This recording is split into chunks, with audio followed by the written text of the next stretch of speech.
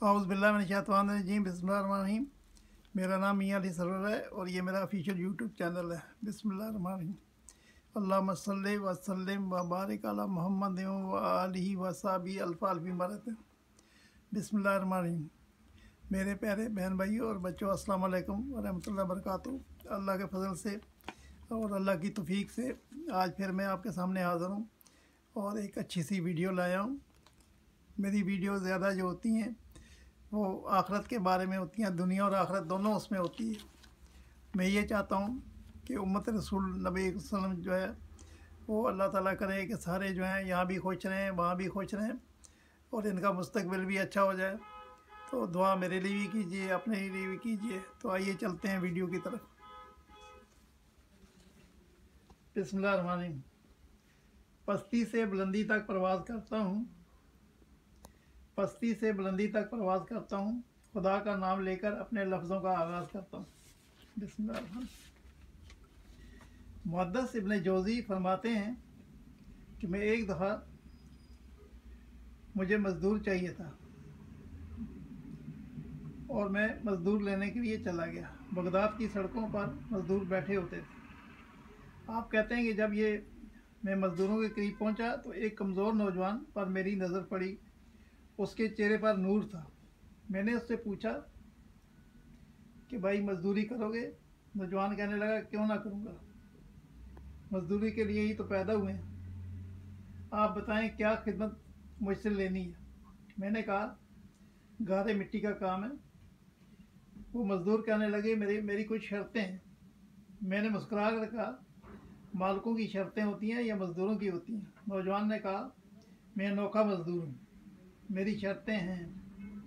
मैंने कहा, कौन सी? वो कहने लगा कि 4 दिनार, लोग 4 दिनार मजदूरी लेते हैं, मैं 3 दिनार लूँगा। आपने कहा, यह तो बहुत अच्छी शर्त है। उस नौजवान ने दूसरी शर्त बयान की कि जो काम आप कहेंगे दिलजमी से करूँगा, लेकिन जब अजान हो जाएगी तो मैं जहाँ पर काम होगा वहीं छोड़ दूँगा। तीसरी शर्त ये रखी कि मैं काम करूँगा मगर आप के किसी सवाल का जवाब नहीं दूँगा। आप कहते हैं मुझे वो मज़दूर पसंद आया। मैं उसे अपने घर ले आया। जब काम बताया तो देखता हूँ कि जो काम मज़दूर सारा दिन में करता है उसने 2 घंटों में ही कर दिया। जब काम शुरू करवा लें तो काम निकलते रहते हैं। आप कहते हैं कि मैंने कहा यह काम कर दो तो वो नौजवान काम करने लगा। जब जोर का वक्त आया तो उसने बुनियाद से मिट्टी निकाली हुई थी, वहीं पर गुजरने का रास्ता भी था। वो नौजवान नमाज के लिए जाने लगा तो मेरे बेटे ने कहा कि चले जाना, बाद में ये रास्ता तो खोल सही करके जाओ। उसने कहा कि चुप चुप कर, तेरे वालिद ने वादा किया था कि जब अजान हो जाएगी तो मैं किसी की नहीं सुनूंगा, सिर्फ अपने खुदा की सुनूंगा। वो काम वहीं छोड़कर चला गया। जब दोपहर का वक्त हुआ तो मैंने कहा, खाना खा लो। वो कहने लगा, मैंने रोज़ा रखा हुआ है। आप कहते हैं जब शाम हुई तो नौजवान से कहा, तुम्हारा नाम क्या है? नौजवान कहने लगा, मेरा आपसे वादा हुआ था कि काम करूंगा लेकिन किसी सवाल का जवाब नहीं दूंगा। आप कहते हैं कि कल कहाँ मिलोगे? कुछ और काम भी करवाना है। कहने लगा, हजरत जी आप पढ़े लिखे आदमी हैं, बताइए कल तक आप जिंदा रहेंगे? मुझे तो इस बात का यकीन नहीं है।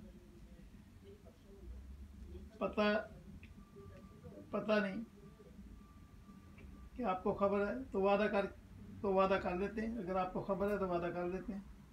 आप कहते हैं कि वो नौजवान ये कहकर चला गया। जब अगले दिन सुबह में लेने गया तो मजदूरों से पूछा कि वो किधर है, नज़र नहीं आ रहा। उन्होंने बताया कि वो सिर्फ हफ्ते वाले दिन आता है। आपने पूछा वो क्यों? उन्होंने बताया, वो कहता है कि मेरे हफ्ते का खर्चा 3 दिनार है। जब मैं 3 दिनार कमा लेता हूँ, बाकी सारा हफ्ता अल्लाह की इबादत में, नबी वसल्लम पर दरूद पढ़ने में गुजार देता हूँ। आप फरमाते हैं कि मैंने हफ्ते तक इंतज़ार किया। जब हफ्ते वाला दिन आया तो मैं दोबारा लेने के लिए गया तो उन्हीं शर्तों पे मैंने काम करवाया। चौथे हफ्ते तक उस नौजवान से काम करवाता रहा।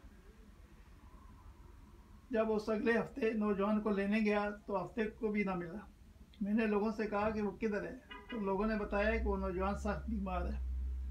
आप कहते हैं कि मैं उन लोगों से उस नौजवान के घर का पता पूछा और उसके घर पहुंचा।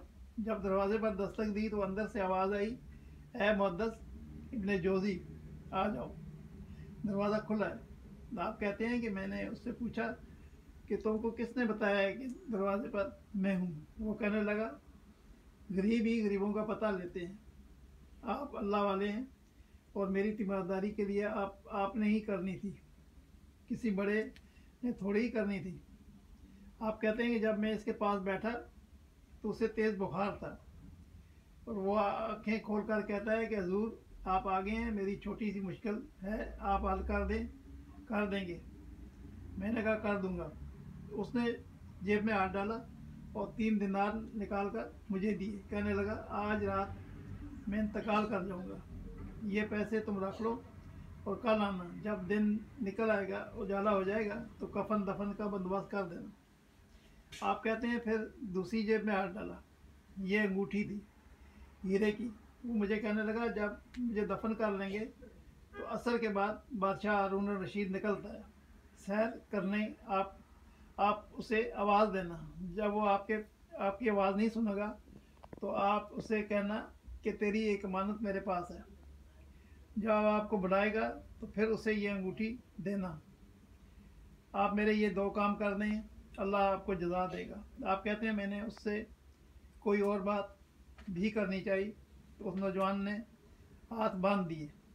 कहने लगा, हजूर वक्त थोड़ा रह गया है, मुझे अपने रब से तनाई करने दें, गुनाह लंबे चौड़े हैं, मुझे माफ़ी मांग लेने दें, फहरिस्त बहुत लंबी है, वक्त थोड़ा है। इब्ने जोजी फरमाते हैं कि मैं लौट कर आ गया, लोग सो गए मगर मैं सारी रात मुझे नींद नहीं आई। उसके जुमले मुझे सताते रहे, रात बड़ी मुश्किल से कटी। जब दिन का उजाला चमका, बड़ी मुश्किल से सूरज निकला तो मैं उसके घर गया। दरवाजे पर हाथ डाला तो दरवाज़ा पहले ही खुल गया और खुशबुएं दूर तक मेरा इस्तकबाल करने लगी। आप कहते हैं कि जब नौजवान के चेहरे से पर्दा हटाया तो यूँ लगा जैसे कि अभी अभी किसी का दीदार करके सोया है। कहते हैं कि मैं 2-3 आदमी को साथ लेके उसको गुस्ल दिया, कफन बनाया। जब जनाजा लेकर उठे तो पता लगा कि पता नहीं कि मखलूक किधर किधर से आ गई। आप कहते हैं कि उस दफन करने के बाद मैंने अंगूठी ली और जब हारून रशीद निकला तो मैंने आवाज़ दी, लेकिन उसने मेरी बात नहीं सुनी। मैंने कहा, तेरी एक अमानत मेरे पास है। आप कहते हैं कि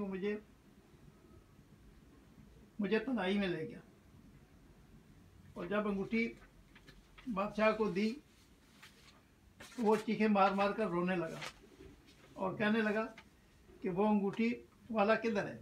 मैंने कहा, इसका तो इंतकाल हो गया। आप कहते हैं कि हारून रशीद तड़पा और इतना रोया कि मुझसे संभाला नहीं गया। फिर बादशाह कहने लगा कि वो कब्र किधर है।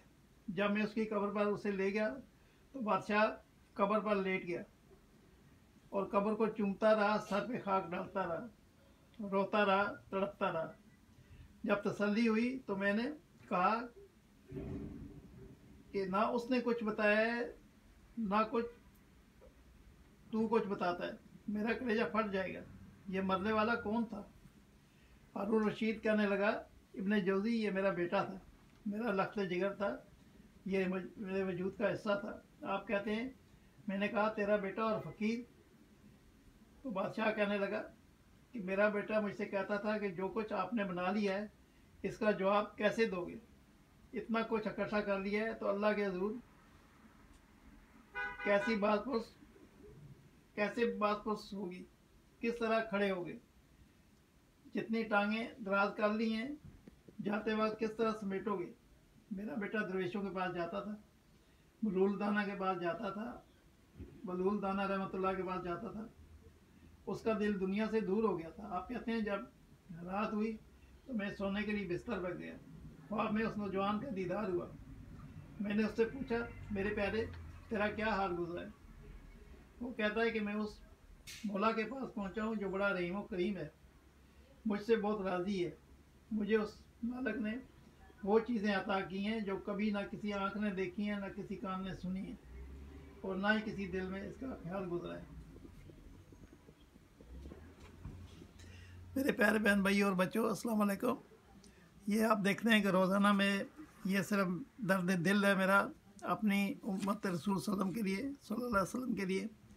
मैं ये चाहता हूँ कि आपको ये सारे हाल अहवाल बताऊँ, और मैं सारे तजर्बात जो बुज़ुर्गों के गुज़रे हैं, जो अल्लाह के वली जो गुज़रे हैं, जिन तजर्बात में से वो मैंने आपको बताता हूँ, ताकि जो है ना, मैं तो समझ ही रहा हूँ अल्लाह के फजल से, लेकिन आपको भी कुछ समझ आ जाए।